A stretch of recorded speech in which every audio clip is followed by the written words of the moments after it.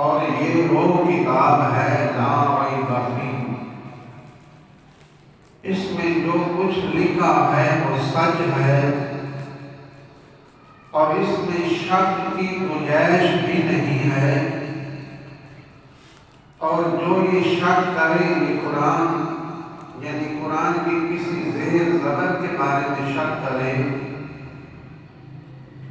کہ یہ بات درست نہیں، تو ایسا بندہ بھی دائرہ اسلام سے خارج اور کافر ہو جاتا ہے۔ یہ ایسی ظاہر کتاب ہے جس میں شک کی گنجائش بالکل نہیں ہے، کیونکہ اس کی حفاظت کا ذمہ اللہ رب العزت نے اپنے ذمہ لیا ہے،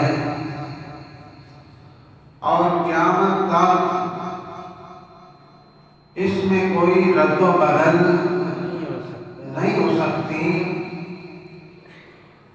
اس کی حفاظت اللہ کریم نے اپنے ذمہ لی ہے۔